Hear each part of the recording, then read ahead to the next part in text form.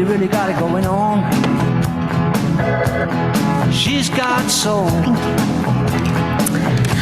I think we are going to get started. I would like to welcome you to the 2022 Miles and Katharine Culbertson Prentice Distinguished Lecture. My name is Erica Wall, and I am the director of the Lunder Institute for American Art. We are coming to you virtually and in person from Ostrov Auditorium here at Colby College in Waterville, Maine. And we are happy to welcome our virtual and our in-person guests. I first wanted to acknowledge that we are situated in the homeland of the Wabanaki people, and there is a significance to place and the people who came before us, and that we're able to gather here now. Let us always keep in mind that place and above all people are most important. The Wabanaki people remind us of the importance of place, the stewardship of land, and that we are all stewards to one another. A couple of housekeeping notes before we get started to our virtual audience, that there is closed captioning, and that is enabled by the CC button on your Zoom screen. Also, you can submit questions on the Q&A box, and we will read from those, and the chat box will be disabled.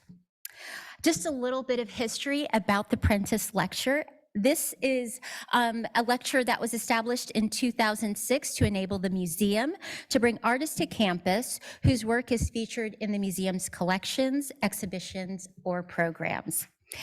This particular lecture is co-presented by the museum and in support and partnership with the Davis Institute for Artificial Intelligence and the Buck Lab for Climate and Environment here at Colby. I'm so pleased now to introduce our partner, Amanda Stent, Director of the Davis AI Center. Amanda will introduce tonight's lecturer, our Lunder Institute Senior Fellow, Oscar Santillán. Amanda?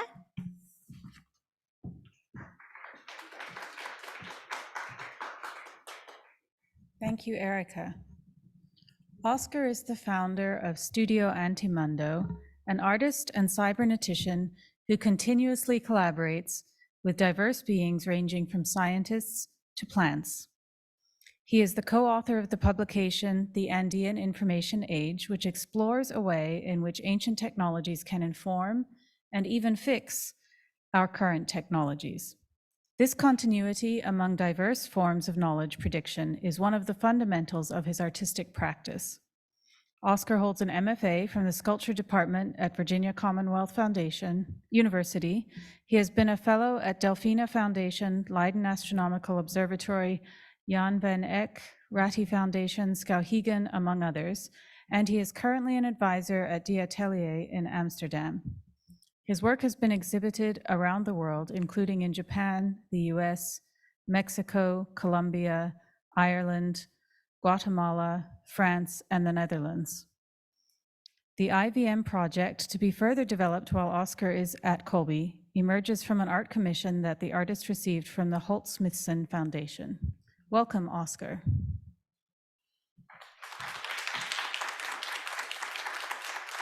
Thanks, Amanda, for this very kind presentation, and it's really an honor to be part of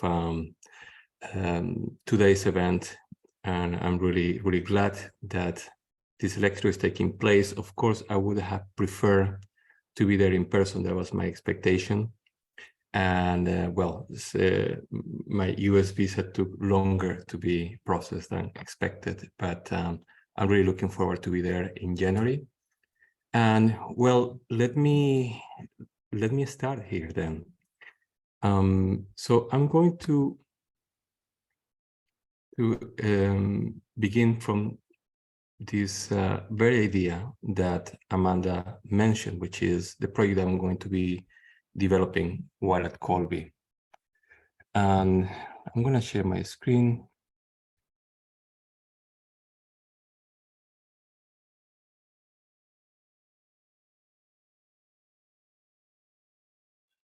All right. And so this is the IVM project. IVM stands for the interspecies virtual machine, an interface for decentralized cognitions. 1. Terra incognita, the landscape as a political imaginary. The idea of terra incognita,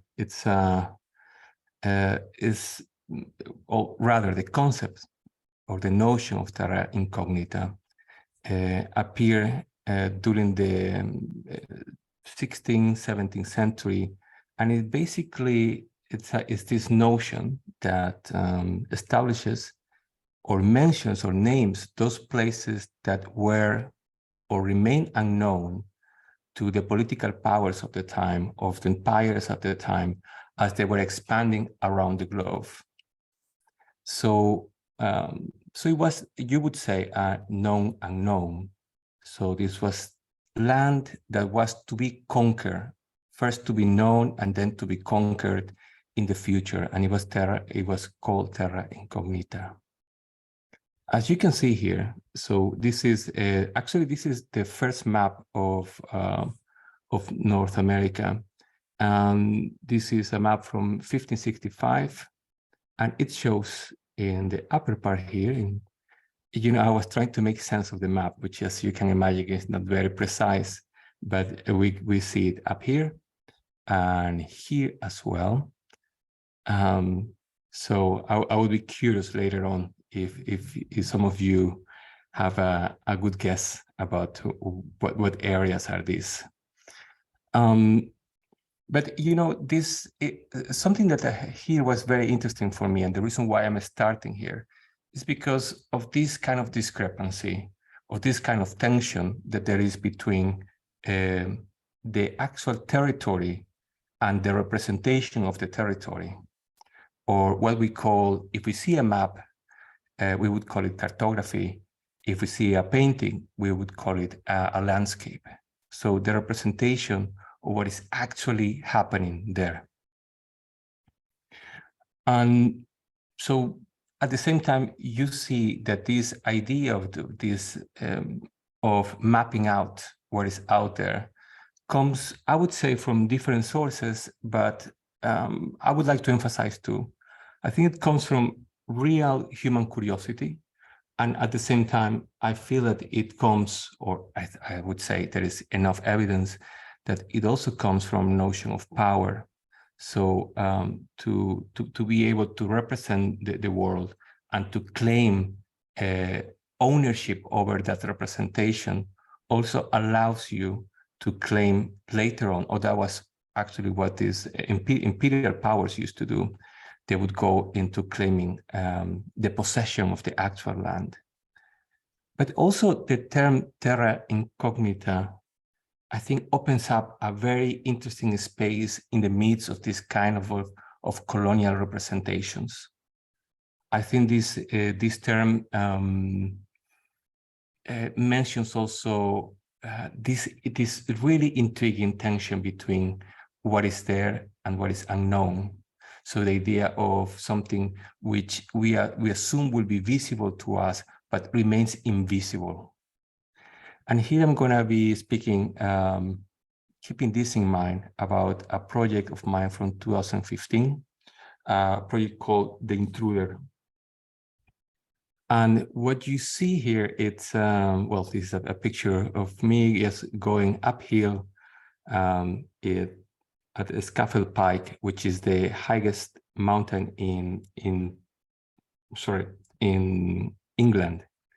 It's not a very tall mountain, and sorry, I'm going to tell you what the measurement is in meters, because that's what I'm used to.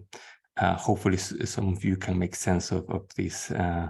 But yeah, so the height is about 940 meters. So it's not very, very high. So it's less than a mile. But well, you understand, rightfully, many British feel very, very proud of their tallest mountain. The year prior, so in 2014, I had made the same piece, but in the Netherlands.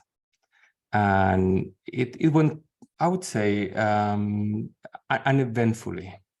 The version that I made in the UK, or in England rather, well, it took me by surprise what the reactions were. So I went to the top of the mountain, and I took with me the very top of the mountain. So this small pebble or stone that was on top. And the idea was to actually make the country, by this very act, make the country 1 inch smaller. After having captured the top of the country, I displayed on a plinth or a pedestal in an art gallery where I was having my first solo exhibition in London at the time. And, you know, I thought, all right, this is a very interesting comment about colonialism, about humans' interaction with nature, ideas about ownership, ideas about, you know, I would say something like the malleability of how a nation sees itself based on its landscape or the representation of its landscape. I have to say that because I'm Ecuadorian, and I had arrived in Europe back in 2013. This happened in 2015. So I was still very new, really, to the continent, to really understand all these difficult dynamics happening in these territories. I didn't know, because this is some couple of years before Brexit was on the discussion. So I was totally unaware of British nationalism. So what happened was this. So the following days, there was this series of multiple large, very scandalous sort of like news in all different types of newspapers, in the in the television and everywhere. And it really took me by surprise. You know, these kind of things can happen. So this actually, the title of this article I thought was very interesting. So people were saying that we want our mountain back. Ecuadorian artists accused of vandalism after stealing the top of England's highest peak to put it in a gallery on London's South Bank. You know, this, I think just these headlines could be a matter of analysis for quite an hour at least. So let's see a few things here. So people want their mountain back because I took a pebble, which I understand that is something that can be rightfully criticized based on ecological reasons. But there was something else happening here. There was almost an excuse for a much emotional discussion happening. So because I had taken a pebble away from a mountain, suddenly it was as if the mountain was good for nothing, as if the mountain was just to be disposed or thrown away because, you know, this common pebble became, this common stone became super important. And it also made me notice something else, which is that I have the feeling, reading many of these news, that it was almost as if in people's representations of the mountain, it was as if the mountain was almost a cartoon, almost like you know, a perfect triangle with a perfect top. And this Latin guy, you know, this guy from Ecuador comes and chop it off, and it just ruins the beauty of this perfect triangle. Of course, that's not the case. In the midst of those heated discussions in those days, many people, you know, in Twitter and different social media started to fight back with those who have claimed that I should return the pebble. Actually, there was a big discussion that I should return the pebble back to the mountain. which I thought was a really interesting point, and I think that opened up space for I think a very valid conversation. And in the midst of this discussion, many people started saying, "So, okay, so you guys want this little stone back, but what about the British Museum? What about everything that the British Empire collected from all around the world and is actually, illegally, or at least, let's say, unethically kept under the ownership of the British government?" What we see here is actually an image of the British Museum generated by DALL-E, the neural network from OpenAI that many of you might know.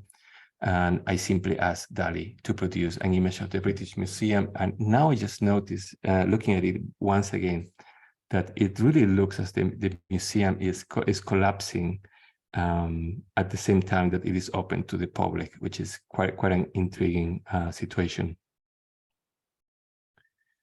And there was one more headline that I wanted to add here to this presentation, and it says, "Why an artist decapitated England's tallest mountain?" And I thought this was really, really wonderful, this idea of decapitating a mountain, because if a mountain can be decapitated, what is inside its head?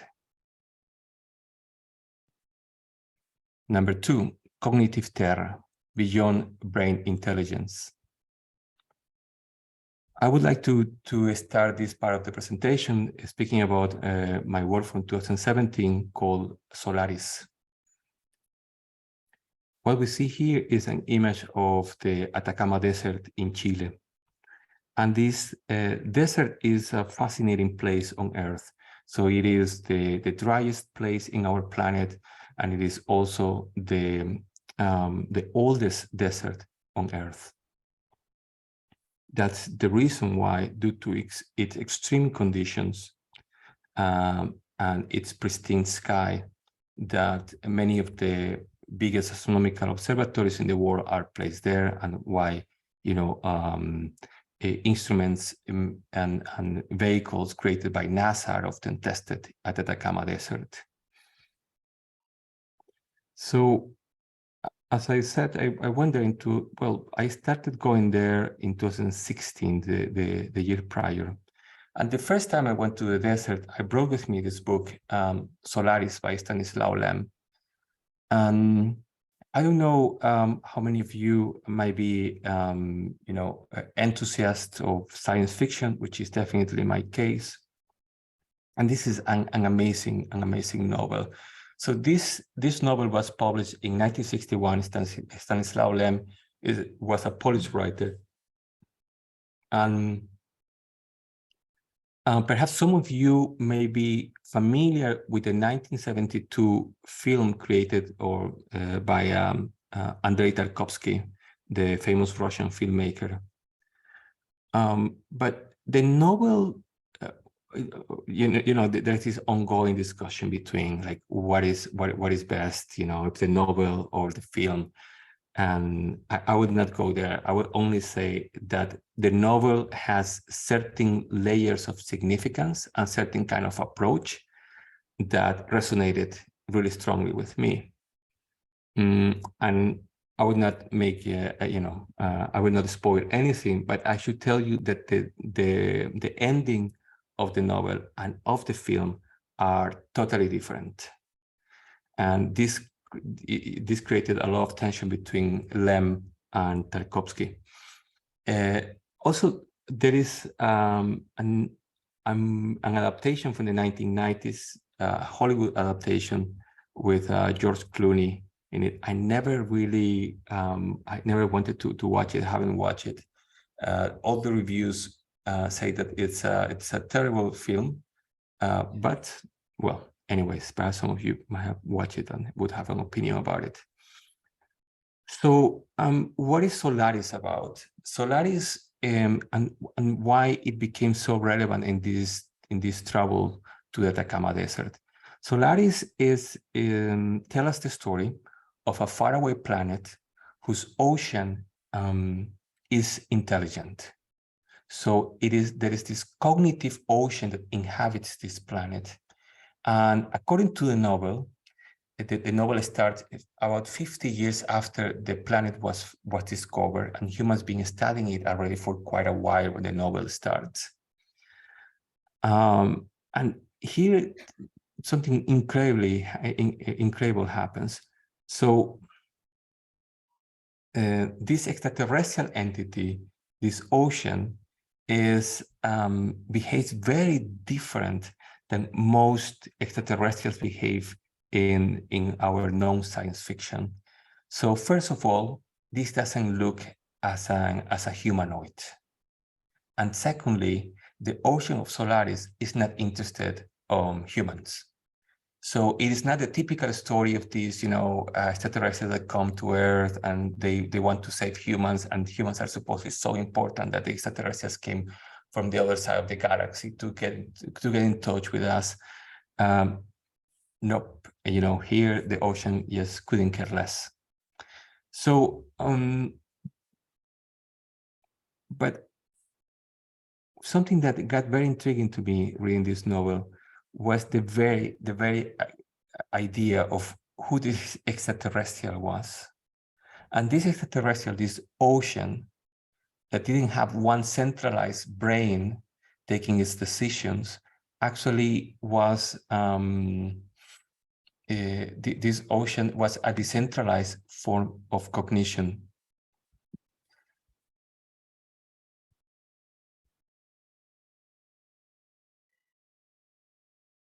Around that time, I also found the incredible work of this anthropologist whose name is Marisol de la Cadena. And the image we see here is an image of Marisol de la Cadena next to Mariano Turpo, one of her collaborators, a shaman from the Andes, from the Andes Mountains in Peru. And Marisol de la Cadena, she says, as an anthropologist, she's basically translating to the best of her knowledge, with the best of her intentions, what she's learning.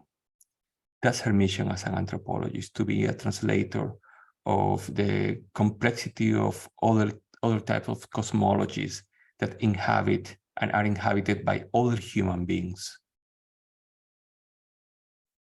And what she got to learn from Mariano Turpo, from Nazario Turpo, his son as well, was this, among many other things. So actually, this is the book she wrote from this time that she spent with these two men in the mountains in Peru. She got to know about earth beings, or tiracunas in Quechua. So what are earth beings? Earth beings, Marisol de la Cadena explains the following. So certain day, she asked one of her collaborators if certain mountain was sacred to them, and they said yes, but not only. And this is very interesting. This idea of the yes, but not only is what Marisol calls an epistemological openness. And what it means is that there is something that has gone beyond categories. So Marisol explains this. So she explains that if the people in the Andes, there is an agreement, let's say, that people recognize that a certain, let's say, a mountain, although it could be other type of ecologies and even non-ecological entities, like objects and animals and all type of different entities that can have these similar capabilities. But for now, let's concentrate in the idea of the mountain. So Marisol de la Cadena says that she got to learn that the mountain in the Andes, among the peoples of the Andes, would have 3 types of layers.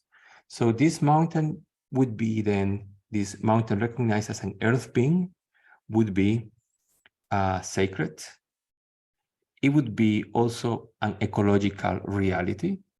These 2 notions we understand very well from a Western perspective, where you know, geological presences like a mountain, we understand what they are up to a certain extent, at least. They exist as a category. Also, the sacred has its own place in the West. So, you know, that's understandable. So these 2 layers, but there is this 3rd layer. And the 3rd layer says that the mountain is also a fountain of its own subjectivity, or decentralized cognition, or if we are to call it, you know, something else, it would be a being that has cognitive capabilities without the need for a brain. So let's go back to Solaris, to my version of Solaris, or my adaptation of Solaris. After, you know, spending some time in the desert, I had arrived there without a clear plan. It became clearer and clearer, like being confronted with both the sci-fi novel and also these ideas from Marisol de la Cadena. It became clearer and clearer what I wanted to do. And this is my version of Solaris. I decided to gather several kilograms of sand from the desert, and then with the help of, well, incredible collaborators, myself, I managed to, or we managed to melt that sand into glass. This is part of the process. And then, so this desert sand is turned into glass, and then it is polished into photographic lenses. And then I went back to the desert to photograph the Atacama Desert with the lens made of itself, so with its own eye. And I mean it in a literal way. I'm not being metaphorical here. This is not an allegory. This is, physically speaking, a lens made of the desert. So this is a desert lens. And these are the kind of images that came out from photographing the Atacama Desert with its own eye. So I decided to preserve all the ecological richness and complexity of the sand that I had collected by not purifying it, meaning the glass came out, you know, with its own color and its own anomalies, and the anomalies also created all these type of visual distortions. And the claim I would like to make here is that I'm not representing the landscape. I'm not creating a representational images of the landscape. I'm actually, by this method, showing how, literally, how the desert looks at itself. So the desert suddenly becomes also a cognitive entity. And these are images of the installation at the MUAC Museum in Mexico City, where I showed 3 different projections, slide projections, with sequences of images created by 3 different lenses from the desert. And the lens on the back corresponds with the sequence of images projected on the front. And I would like to move now to this work from 2020. This is a publication called The Andean Information Age. And it was co-written with curator Alessandra Troncone. And this publication was about, or is, still very much alive. This publication takes at its core or as its mission the exploration of quipus. And quipus were these really intriguing devices that were used for thousands of years among the Andes Mountains. And what we see here are these rope systems with different types of knots on it. And the notes encode, in this case, well, sometimes or most often, they would encode numeric information. So you would see it as a spreadsheet, you know, like an Excel spreadsheet. And they contain all type of different information. So it was, you know, when the Spanish arrived to the in South America, and they went to the Andes, actually they were quote unquote blessed by having all this amazing documentation with all like this incredible data of everything in those mountains. So from how people were distributed, what was under the domain of certain communities, everything was meticulously kept in this writing system. And you know, it's I just call it a writing system because it's not only memory storage, although it is also memory storage, but also there are quipus that that hold writing in them. This is among Andean archaeologists and anthropologists, this is a hot topic still, because the numeric quipus are very well understood, but the linguistic quipus are not very well understood. So it's actually the system, the linguistic system, is still largely unknown to us. And let me move here. So this is an image from of this man, a Chasqui, who was a messenger, bringing on this small quipus a message to another community. And this is from a chronicle of the 16th century, late 16th century, by Felipe Guamán Poma de Ayala. The chronicle is called New Chronicle and Good Government. And you know, it's also interesting to see this. I forgot to mention something. The image that we see on the background, this quipu, is actually made on Blender. So it is a digital render of an actual quipu. For the publication, I decided not to have any actual images or, you know, archaeological or museum images of those quipus, but actually to go into the virtual, to try to approach it from a virtual perspective, and to really explore this kind of tension between a system that was so physical. You know, when you compare quipus, these knotted ropes, to our screens, they are, you know, the level of tactility they have, it's incredible. And actually, the tactility itself was part of the encoding system. So it wasn't only about the knots. So according to archaeologist Gary Urton, quipus are as complex as Chinese writing. So that's the level of malleability, of semantic malleability that this system has. Here, yeah, so I was just thinking here that this tension between this colonial chronicle and this virtual, you know, this kind of like going back to the past, but with by reshaping that past with virtual tools, I think there is something intriguing there that I've been exploring further. I just wanted to quickly read these two fragments from the publication. So while a spreadsheet is a suitable analogy for accounting quipus, analogies for linguistic quipus remain unforeseen.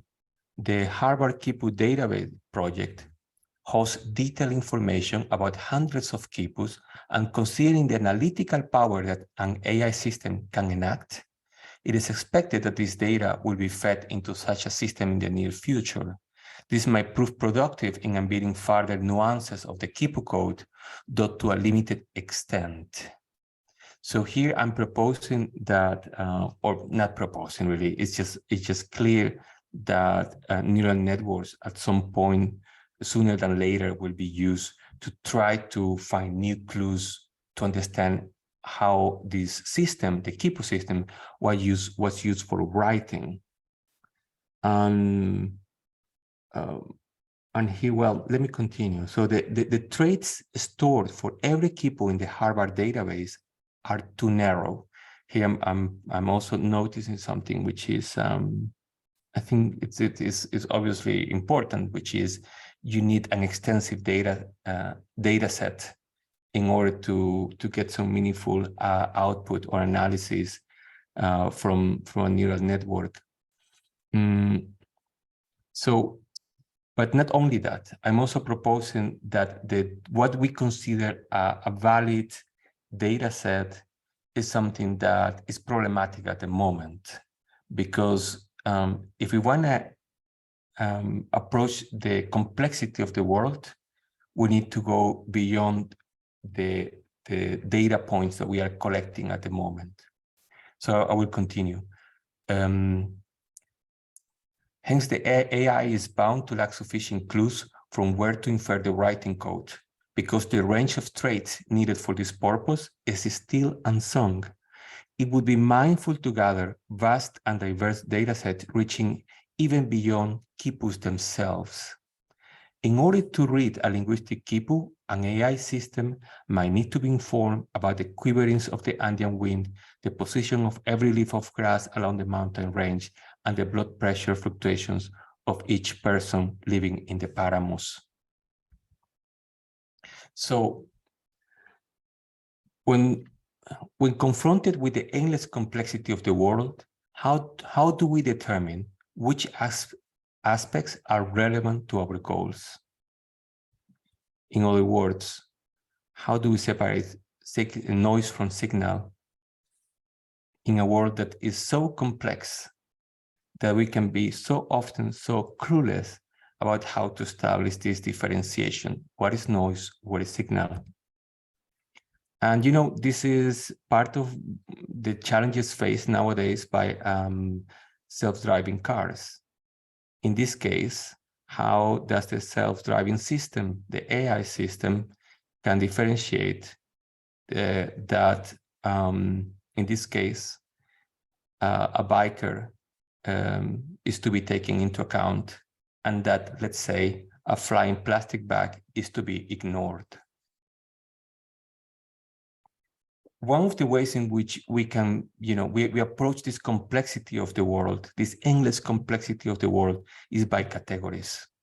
And here I'm showing you an image of the cover of this really important book in this regard. So this is Systema Naturae by Carol Linnaeus. And Linnaeus, all biologists know him well. He's at the foundation of their field.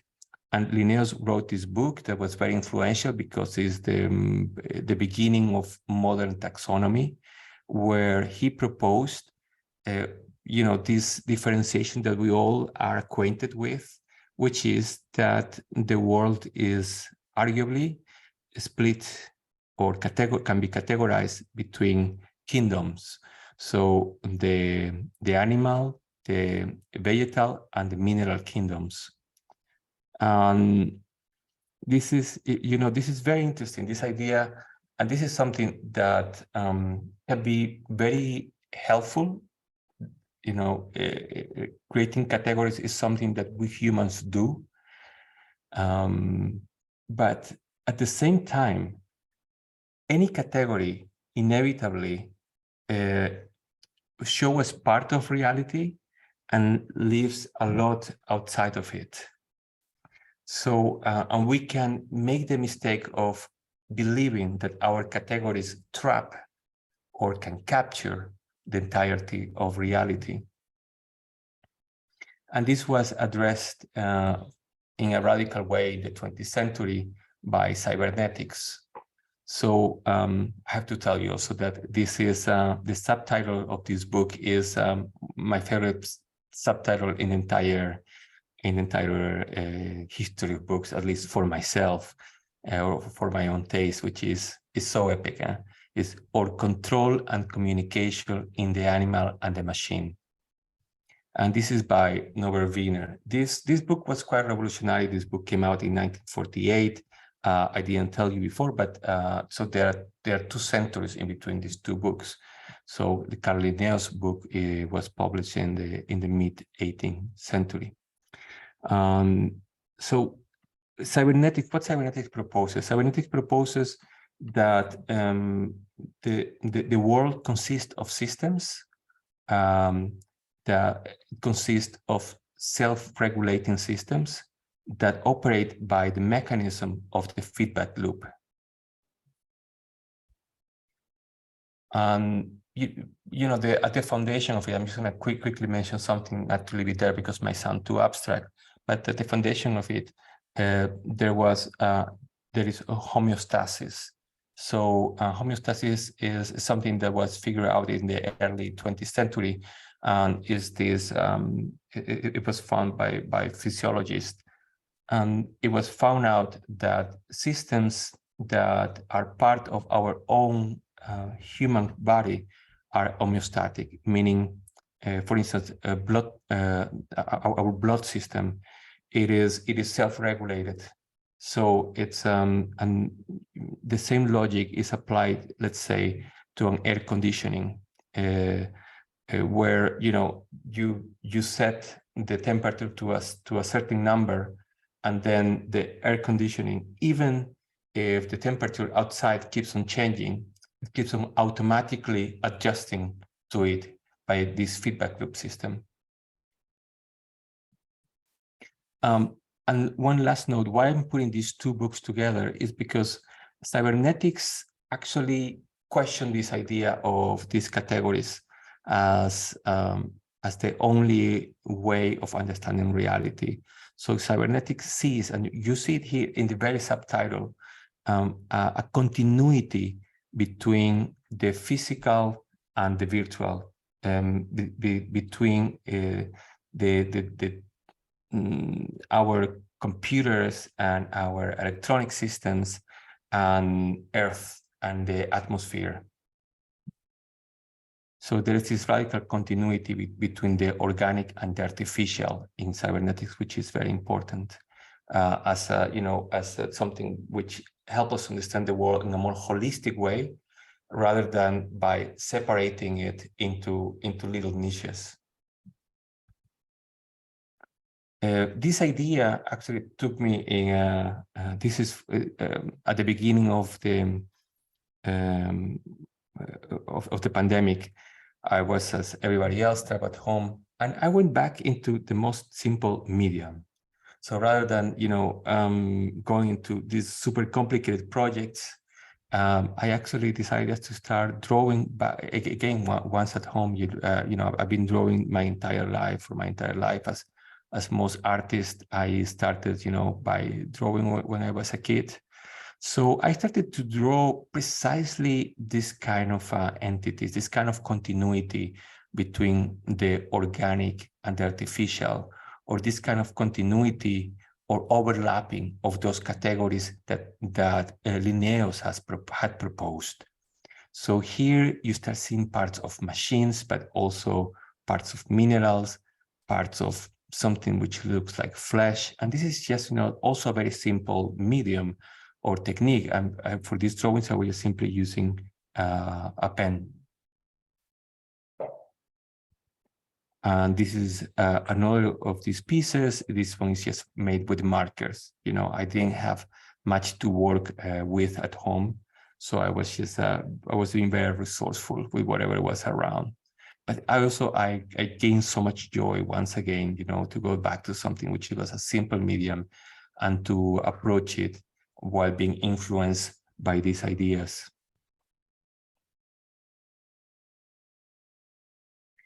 And from these drawings, this notion of this, lack of separation between the the organic and the artificial started to manifest in other ways. Here we see these light boxes from where you can see this image there, where you see elements that are stone. Also, you see here something which is like fur coming up from the stone, and also these corals and these non-descriptive materials mixed with quipus as well. So I was just really fascinated by this continuity. Like, what would happen if we would try to create this representation of the world where everything would collide, or everything could collide?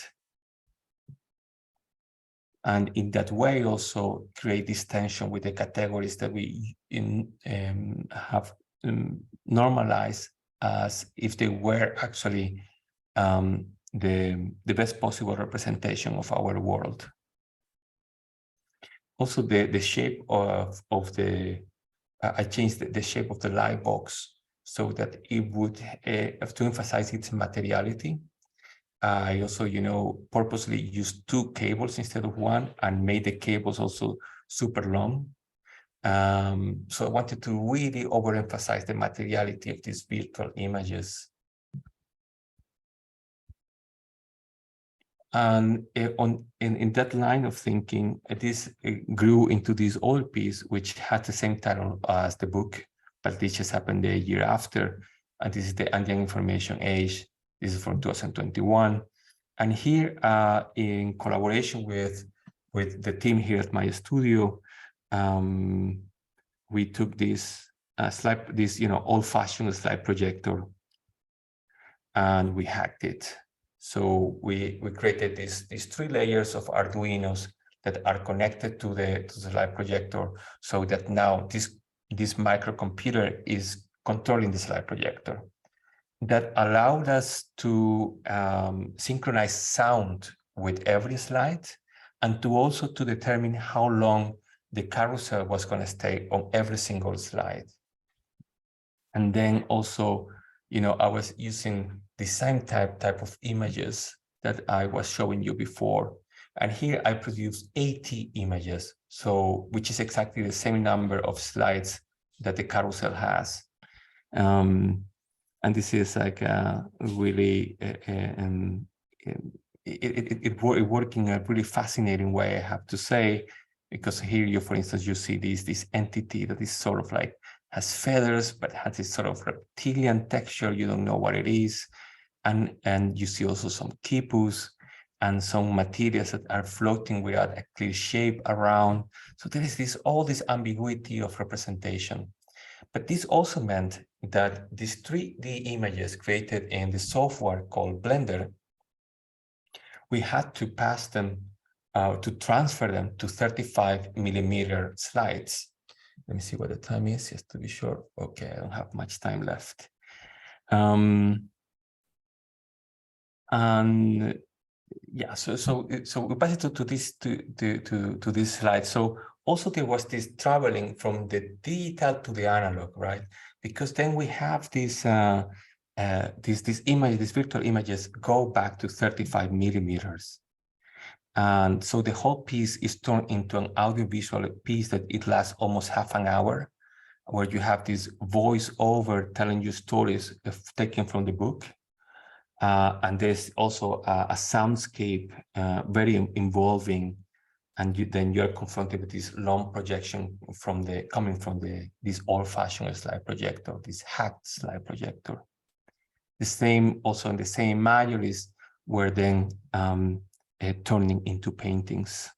So also back, from my drawings back into the virtual. So we work in Blender, and then this becomes again this idea of these images become again analog. So they come back to the physical world by being painted. And also I thought was very interesting to go back to the medium of painting, because it's the most traditional medium for the representation of the landscape in historical terms. And this is a piece from 2021. This is Forecast.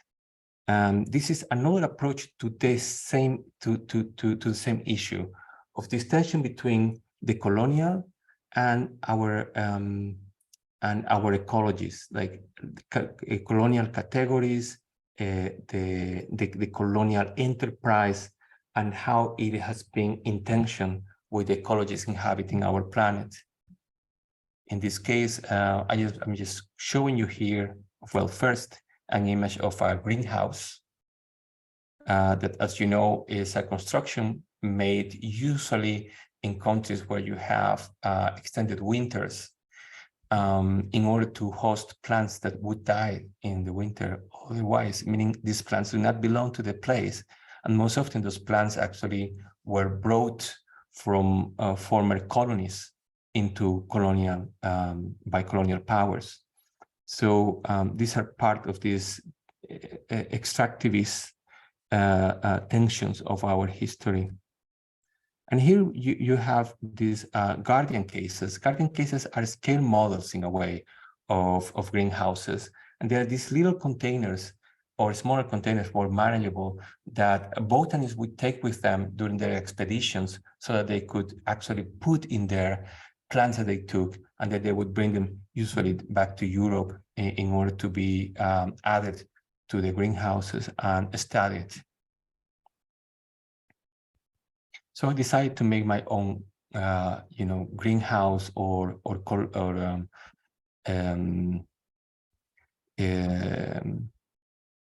garden case, and this is forecast. So what you see here is that I took this type of architecture, this colonial architecture of the greenhouse, to create this microenvironment. And the piece consisted of these 6 screens that are facing to the inside, so that we cannot see what the screens are showing. We cannot see the images. And they're held by this architecture together. And what is inside? What are they containing? So these screens are actually giving light or maintaining plants that are inside forecast, inside this container. And these screens are keeping those plants alive. So these plants are deprived from sunlight, and they can only absorb the light from the screens. You can look inside with this, on the top of the piece, there is this eyepiece. And let me tell you 2 things here. First, what the screens are showing. The screens are showing images of the end of the world. So I have made this playlist of apocalyptic movies, and they are displayed to the plants. So this glow of the end of the world is keeping the plants alive, and the plants themselves are what I call a colonial garden. So these are plants from all over the world. That were brought to Europe at some point by colonial means. And I put them all together, and you have this encounter between, the present and future of our planet in a way depicted by our entertainment industry, keeping this in a paradoxical way, keeping these colonial plants alive, or this colonial garden alive. 3, and I'm aware that we don't have much time, so I will try to be very brief. The biological computer. So there is in order to get to the IVM, to the interspecies virtual machine, I need to give you this little insight into this idea of the biological computer, which was a concept invented in the early 1960s. And, regarding the 1960s, it's difficult not to feel nostalgic or to romanticize those times. I have endlessly tried to exorcise this romanticism out of myself, and I have always failed. This is the time, of course, of the when humans arrive, or at the moon, This is the time when Lynn Margulis and John Lovelock created the Gaia hypothesis, when the Whole Earth Catalog, which was this manual for counterculture living, came out, which is a beautiful, really a publication that I would recommend to take a look into. When socialism was democratically elected in Chile. This is actually, well, Allende. There's the Chilean president. He was actually elected in the government started in 1970, but the campaign was already in 1969. And this image here is also very important. This is an image from an event that took place in 1968, which has been called the mother of all demos. And this is, the beginning of the computer as we know it. And also this is from the Stonewall uprising as well. This is, this incredible time when these two men, Gordon Pask and Stafford Beer, created the concept of biological computers. So this is a piece from Gordon Pask called Colloquium Mobiles. And I would not go into details now, but these are robotic pieces that interact with each other in unpredictable ways. And this is a time also when Stafford Beer worked together with the socialist government in Chile, trying to create a computer system that would help them to manage the national economy, creating also a pre-internet. So what did they propose? So they asked themselves, why to build computers when we could rather convince nature to compute for us? And this is really, really important. Why to build computers when we could rather convince nature to compute for us? What did they mean? So they meant the following. They meant that, there was this time when it wasn't clear if the best computer was analog or digital.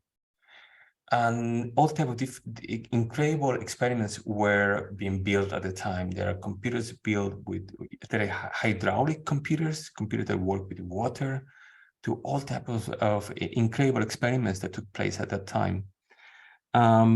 So what they notice is that nature itself is constantly computing. Meaning, let's take as an example a plant. That's what they would argue, and the plant receives sunlight as an input. It processes it somehow, sometimes through chemical processes like photosynthesis, and then it creates an output. For instance, it redirects the leaves in a certain way to better receive the sunlight. So there's this process of input, processing, output in a feedback loop that, for these two cyberneticians, it was like, oh, this is, nature is computing. We just have to understand how it is computing, and then we don't have to create computers. We rather learn how to compute with nature. So Stafford Beer carried out this experiment, which is very, very, very, very important here in this conversation. This is a colony of Daphnia. These are small crustaceans, also called or mostly known as water fleas. And what Stafford Beer did is that he said, all right, I'm going to have a colony of Daphnia in water, and they are going to be my computer. So how is it possible? Like, how is it that the Daphnia can become a computer? So what he did is that he created this. So he created this tank with water. This would be the tank seen from above, and he created this magnetic field around the tank. And then he did something which, doesn't sound really as romantic, which is he fed these little crustaceans with iron, so that their presence could be gathered or perceived by the magnetic field. And then he thought, all right, so I have the magnetic field, meaning I could have an input coming into the magnetic field. And then this would cause, he didn't want to control the Daphnia. What he wanted to do was to simply have he believed, and this is an ecological thinking of the day, it is not really what is believed nowadays, that the Daphnia would be viable and would always be, let's say, by realigning itself, by moving around, they would try to be alive. So they would be responding to the magnetic field, and they would go back into some kind of, in an idealized way, some kind of almost homeostasis, or rather, they would try to position themselves and to, in a way that basically they would be alive. So the repositioning of the Daphnia after the input, after they've been disturbed by the magnetic field, would also be perceived by the magnetic field, and this repositioning of the Daphnia to stay alive would actually be the output. The experiment failed, by the way, and all these experiments fail. And just to wrap it up, I'm gonna just move ahead here, just to the very ending of the presentation. And I would just take 1 minute for some notes because, well, I have miscalculated my time, and my apologies for this, for extending a bit over the hour. So this is the last part of the presentation, and this is for the interspecies virtual machine. I asked a neural network how to represent an interspecies virtual machine, and this is what DALL-E gave me. So what we see here is an image of a wolf and a very sad robot in front of computers showing images of computers, which I thought was just incredibly fascinating. And this is another image that DALL-E created. I'm going to end by reading the following poem, which it captured, even if it's at this point a bit abstract, but I'm going to wrap it up there, what the virtual machine, the interspecies virtual machine should or can become. And this is a poem from 1967 called All Watched Over by Machines of Loving Grace. And this was written by Richard Brautigan. And the poem says this: I like to think of a cybernetic meadow where mammals and computers live together in mutually programming harmony, like pure water touching clear sky. I'd like to think right now, please, of a cybernetic forest filled with pines and electronics, where deer stroll peacefully past computers as if they were flowers with spinning blossoms. I'd like to think of a cybernetic ecology where we are free of our labels and join back to nature, return to our mammal brothers and sisters, and all watched over by machines of loving grace. Thank you.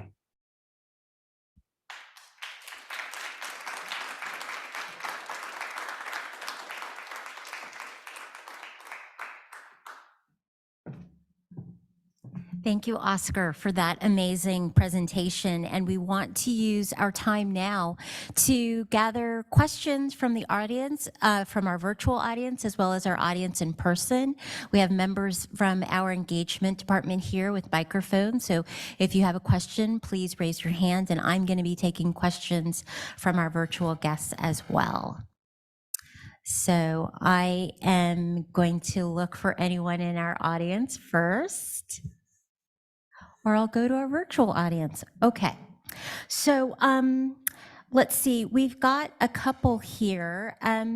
One is, I'm interested in the translations between physical and physical work again. Can you talk about what's gained or lost during the translations between media?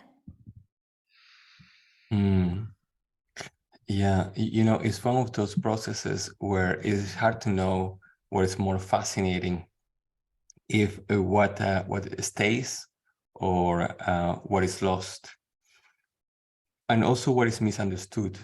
You know, you see it a lot with neural networks, like all this type of strange sort of uncanny feeling that we have when seeing images generated by AI.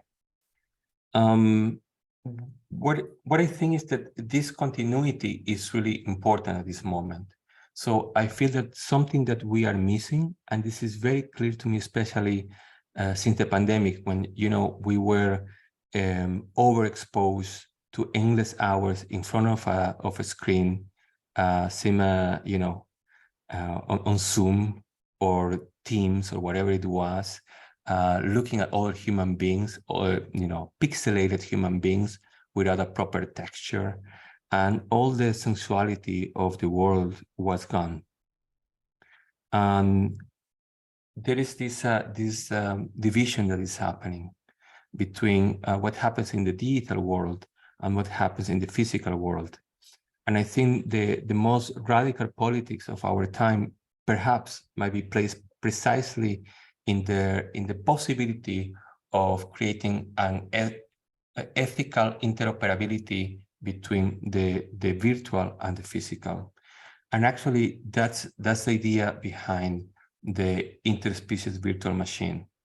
And I would just like to take 1 minute to explain the concept, which I couldn't do it before. And this question gives me the right excuse. So we live in a moment when, you know, the notion of the personhood of nature is really important, and has come, I think, to a very prominent place in our discussions about how to move forward with, you know, go beyond the idea of sustainability to the idea of how to live together, how to recognize the agency of Earth itself, or the agency of the ecosystems on Earth. But because we actually misunderstand, we don't have like sophisticated tools for how to travel from the digital to the physical worlds. Actually, somehow the ethics that we use for one space are very different than the ethics we use for the other space. Commonly, you see it in the behavior of all of us in social media versus our behavior when we are, you know, like facing another human being. So this issue is incredibly important, the issue of the personhood of ecosystems. So in that regard, how to, there is a lot of space there. You have on one hand the legal discussion about it, and, you know, I know very little about it. I try to understand, and I think it's fascinating, but it's not my area. But then there is also the idea of facilitating, creating together the tools and the ways, perhaps the interface that would allow us to connect artificial systems to ecological systems. How do we do that in an ethical way, in a way that actually all the agents in the system, either they are artificial, like an AI system, or they are ecological, like, let's say, a river, that they are considered on equal grounds. And so to go back to the question, I think it's really important that we go to processes of feedback loops between the physical and the virtual. And this project, the Interspecies Virtual Machine, the idea is to precisely create that bridge, or one of the many or millions of bridges that can be created between the physical and the virtual. Thank you. Okay. I think we have someone here in the 4th row.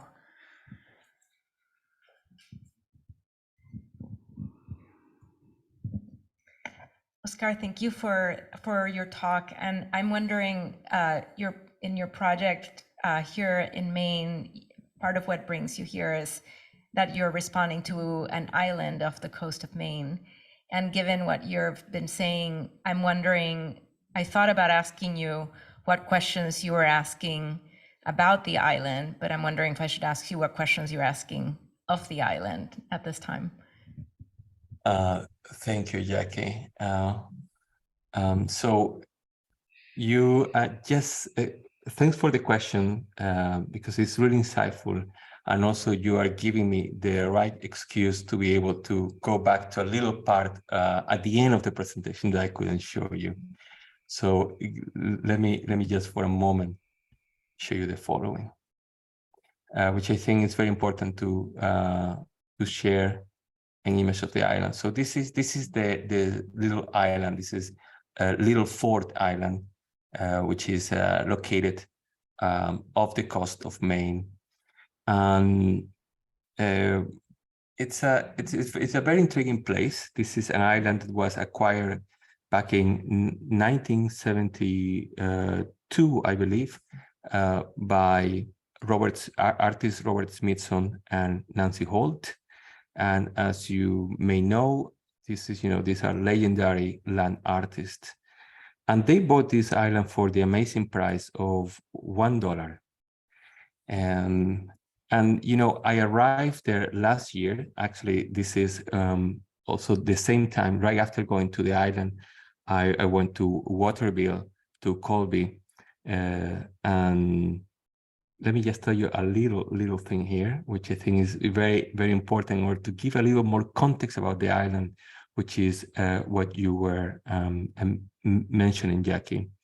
So the Holt Smithson Foundation that keeps alive the legacies of artists Nancy Holt and Robert Smithson, they decided to invite 5 artists to create a piece for that island, which, as I said, is located off the coast of Maine.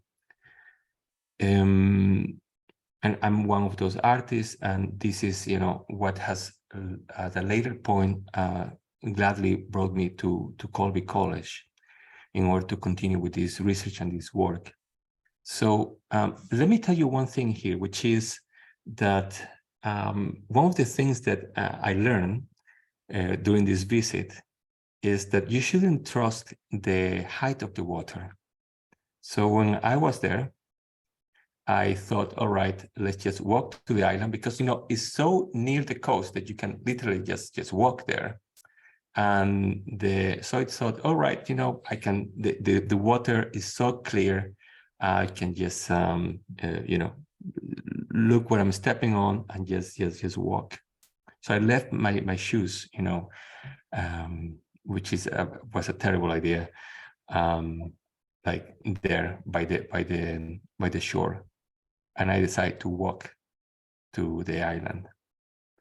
And halfway, the tide kept on going up, and when I started, the water barely covered my feet. Like 10 minutes in, the water was near my knee. But not only that, the water became very muddy. So I had to consider, the possibility of ending this talk with an image of my bloody fingers, or toes, sorry, of my bloody toes, which is what happens, once I couldn't see where I was stepping on. It was like a total disaster, but also, part of the sensorial experience of visiting an island, you would say. So I finally, some days after, I had to go back in better conditions and go to the island. This is how the island looks, actually, when you step on it. And the question is what to do with the island. And I would say, what to do at the island. And I would say 2 things. One, the issue of the personhood of the island is very important. So one of the things that I'm proposing is that the island shouldn't be owned, but that the island should own itself. And this is, on one hand, a legal issue, but on the other hand, it is also, this is very interesting, because it is also a virtual issue, meaning we could make use of something called, this is my dog, Maggie, as you can tell. Also, she has something to contribute into the interspecies topic, for sure. And so the other issue is virtual, because there's this intriguing concept called digital souls that was coined by Ethereum's founder, Vitalik Buterin, which is still in development, but it could be potentially a way in which in the virtual world, the island could show proof that the island owns itself. So this is one of the things that I think would be interesting to keep on exploring. But the other thing is also to sense the island. I was just speaking a second ago about the idea of, you know, the sensoriality, the sensuality, the physicality that we were missing when we were overexposed to the virtual world during the pandemic. And here the idea is, all right, so how do we approach this ecological entity, and how do we sense it in a virtual way? So one of the things that I want to explore while at Colby is I would love to map out all the different types of analog and digital sensors that could be used to look into what data we can gather from the water, what type of bacteria live in the island, how the wind behaves, all types of biosensors, what can they gather? So, you know, all these type of sensors in the island, just to gather a little bit of, let's say, like the pulse of the island, then to feed perhaps, you know, neural networks with this living entity, and so that finally, you know, something one way in which we can see the idea of the interspecies virtual machine is that the interspecies virtual machine is a dreaming machine for decentralized cognitions. So it's a dreaming machine for ecologists in a way that we can access those dreams. And by dream, I mean here like the cognitive access, the way in which other entities on our planet can think, but they think in a way that is different than the way our brains think. And how do we access that? How do we access that space that is non-verbal? And this is more or less what I'm thinking of at this moment. Great. I think that segues into a question that is very relevant to your work, and it is, what might Colby students be able to do with you during their time here? What kinds of experience are you looking for? What might a Colby student contribute to your collaboration? A lot. So so much. What I have told you is simply a very rough draft of something that I think needs to be communally and also collaboratively shaped. So there are different fronts here for how to consider this. So we have on one hand the idea of sensors, like just to start exploring what type of sensors exist out there that could help us gather data from this ecosystem. And I would love to go with the students to the island and to install some sensors, start see how it works. So there is this first very hands-on encounter with the island, and what we bring to the island to sense it. And after that, there is also the second part, which is okay, so with all these data is being gathered, and then we have this flow of data coming in from the island. What do we do with it? So there is also this notion of creating this living dynamic database that also then would be used to create to feed neural networks to be determined what they are. Like, shall we use neural networks that already exist out there? Shall we train a neural network from scratch? So all of that. So that's, I would say, the part of the spectrum. And there is more than that. But for now, that could give you a point, and then, you know, the neural network output, what it's going to do. And are we going to create a virtual world with what the neural network gives us?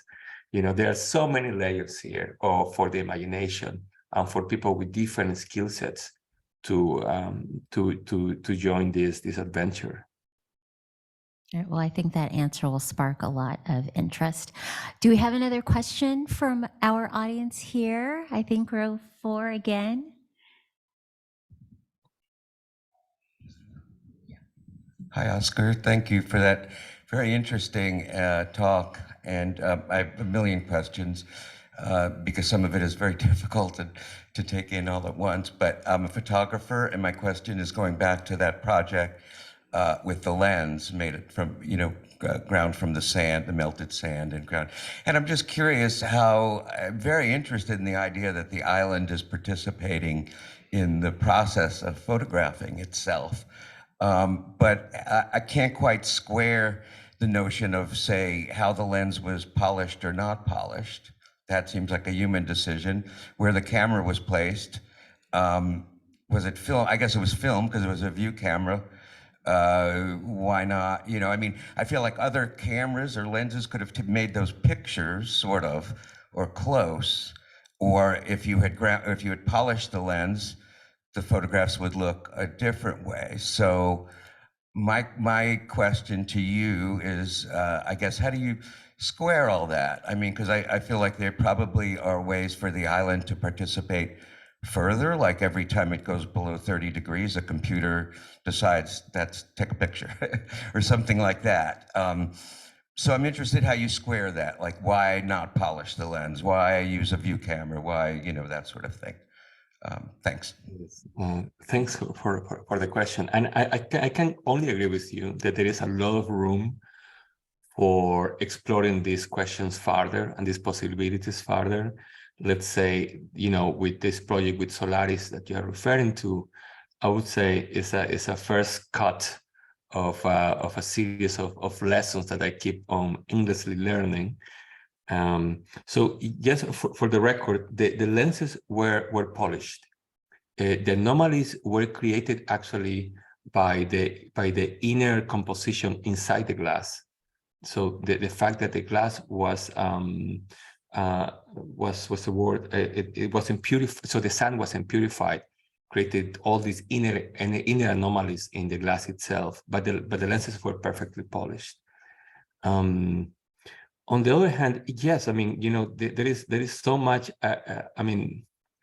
in all these attempts, and I think you're pointing to something very, very important.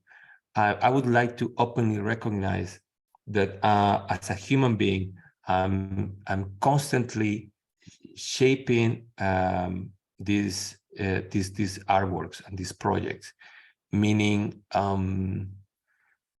that there is a lot of human-based decisions to approach a problem that I think ideally would require less human intervention. And I would say I'm hoping that this new project of the IVM, the interspecies virtual machine, could precisely be that. And yeah, no, thanks for the question, because I think it really points to, it's like a caveat for something to keep in mind as we move forward with newer works. Yeah, thank you. Thank you.